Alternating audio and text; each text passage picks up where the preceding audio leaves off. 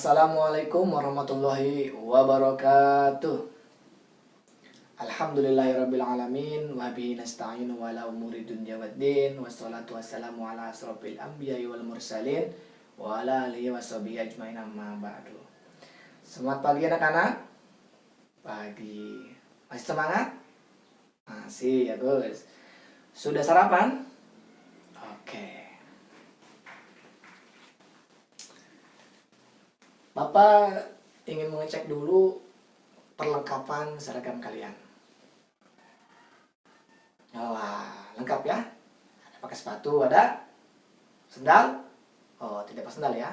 Karena pada peraturan sekolah ini nggak boleh pakai sendal kecuali ada unsur tertentu ataupun masalah-masalah seperti sakit ataupun kenapa gitu ya. Boleh kalau itu mah. Oke. Sebelum kita melanjutkan ke pembelajaran, coba Komti pimpin doa dulu. Oke.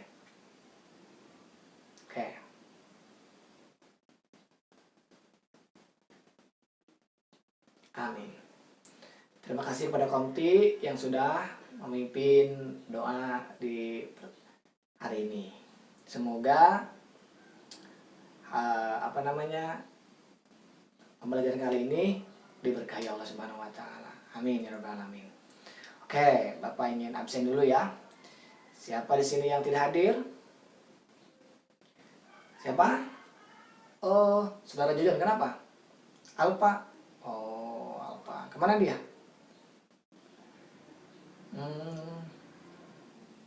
Ya.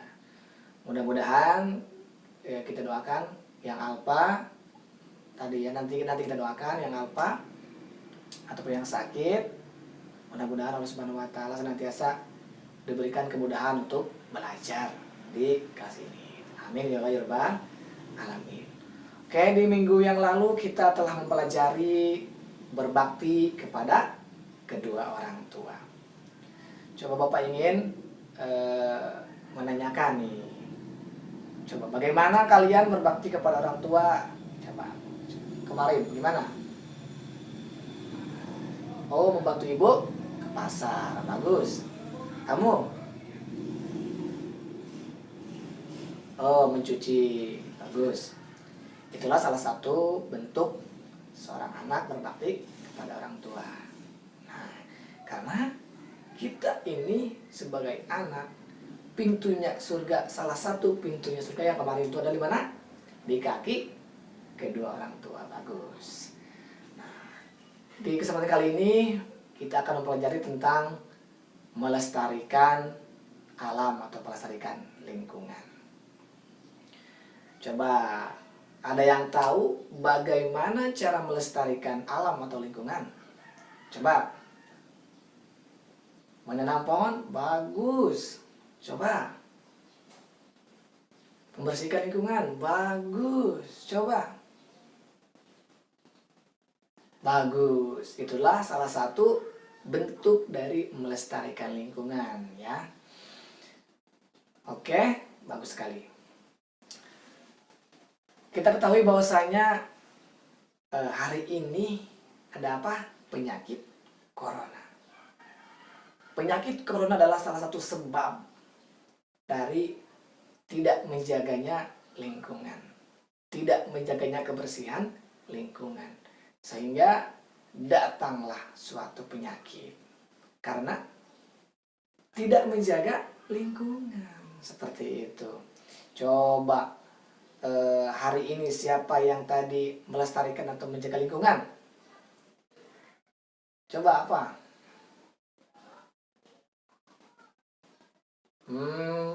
Bagus. Kamu? Bagus. Jadi anak-anakku yang baik, senantiasa kita dimanapun berada, baik di lingkungan sekolah, di rumah, di kamar, ataupun dimanapun, kita harus senantiasa menjaga kebersihan lingkungan agar lingkungan itu tetap lestari dan terjaga. Allah Subhanahu wa taala, coba buka dalam buku halaman 44. Ada? Allah Subhanahu wa taala berfirman dalam Al-Qur'an. Coba baca.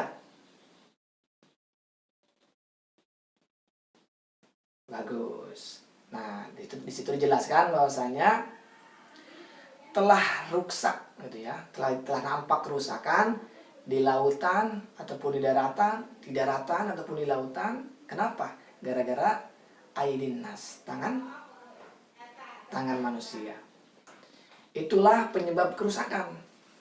Maka dalam Al-Quran disebut seterusnya, rasakan, kita yang merasakan akibat dari apa?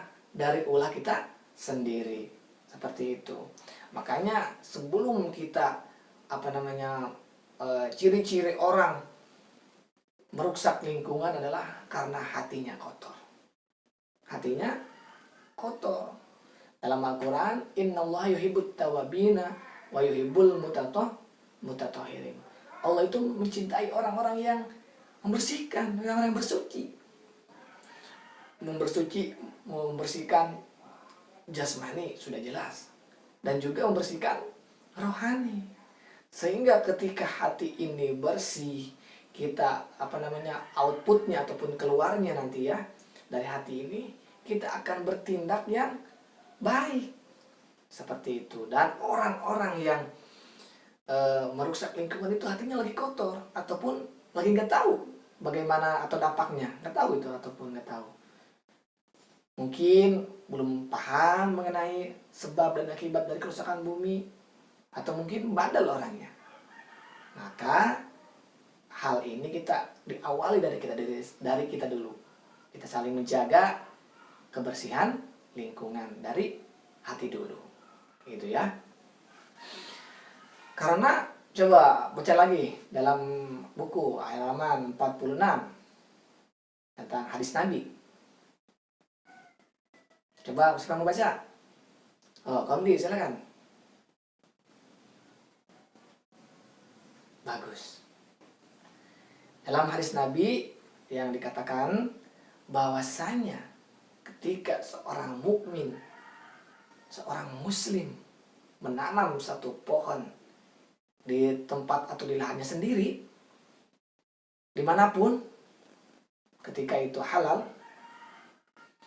diperbolehkan gitu ya. Terus si pohon itu tumbuh berbuah, tumbuh besar, sehingga di situ ada ulat, ada burung yang hinggap, bahkan ada manusia yang teduh, ataupun ada manusia yang menghirup oksigen dari pepohonan itu. Apa balasan Allah? Menjadi pahala. Sodako itu termasuk pada sodako. Coba bayangkan, kita berapa kali nanam pohon, berapa kali menyumbang udara, oksigen yang baik kepada masyarakat. Coba. Itu pahalanya luar biasa. Menjadi amal sodako. Sedangkan dalam hadis Nabi, idza matta bidung adam wa in qata'a amalu min salasin sodakotin, maka hapuslah semua amal anak manusia, tidak ada lagi kecuali apa? Sodako. Misalkan ketika si Anu meninggal, terus setelah meninggal dia tidak pernah sholat, misalkan sholat pernah tapi jarang gitu ya, tapi jangan meninggalkan sholat. Terus puasanya betang-betong, bolong-bolong, tapi sebelum akhir hayatnya minta ampun kepada Allah. Setelah meninggal dan ternyata Allah Subhanahu wa taala mengampuni, dan tiba-tiba ada satu cahaya masuk ke dalam kuburannya. Masuk aja. Ditanya, kok heran ya? Cahaya apa ini? Ternyata cahaya apa? Cahaya dari sodakonya dia ketika dia menanam pohon, kemudian si pohonnya itu bermanfaat bagi makhluk hidup, bagi makhluk-makhluk yang ada di sekitarnya. Subhanallah. Maka ayo kita berlomba-lomba dalam kebaikan, senantiasa menjaga lingkungan dan menjaga diri kita dari sifat menzolimi orang. Karena orang-orang yang merusak lingkungan itu adalah orang yang menzalimi orang.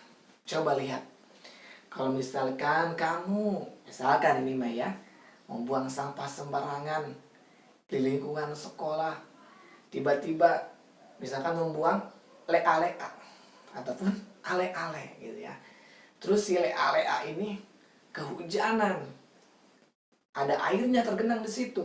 Tiba-tiba ada bentik-bentik itu nyamuk DBD masuk ke situ, beranak di situ, bertelur di situ. Terus setelah bertelur atau beranak, jadi nyamuk-nyamuk yang baru. Ketika Pak Satpam yang menjaga di sekolah ini terus dia tidur, ternyata dari bekas lea-lea ini, ale-ale, si nyamuk itu menggigit Pak Satpam, kemudian sakit. Tuh siapa yang menjolimi? Itu yang membuang sampah. Makanya hati-hati, itu termasuk daripada dosa jariah, dosa yang tidak apa, dosa yang sedikit tapi tidak kerasa gitu. Nah, itulah penyebab dari tidak menjaga kebersihan lingkungan. Kita bisa menjolimi orang. Buang sampah di solokan, banjir, semua orang terkena. Menebang pohon sembarangan, longsor, semua orang kena. Makan makanan yang haram sehingga menimbulkan penyakit yang menular lagi pada orang lain, terus corona, menjolimi orang, berbahaya. Nih, bayangkan teman-teman, bayangkan ya adik-adik ya, bahwasanya ketika kita merusak ataupun ya merusak lingkungan, menjolimi orang, dosanya itu sangat luar biasa. Mau kita masuk dalam neraka? Pasti tentu tidak. Makanya dari sekarang kita harus senantiasa wajib menjaga kebersihan, melestarikan lingkungan. Coba, kebersihan itu sebagai daripada apa? Kebersihan itu sebagai daripada keimanan. Ini banding lurus dengan hati kita, banding lurus dengan keimanan. Bahwasanya orang-orang yang beriman, yang hatinya bersih, yang itu yang dipilih oleh Allah Subhanahu wa taala untuk menjadi penduduk surga. Seperti itu. Oke? Paham? Coba ada yang ditanyakan?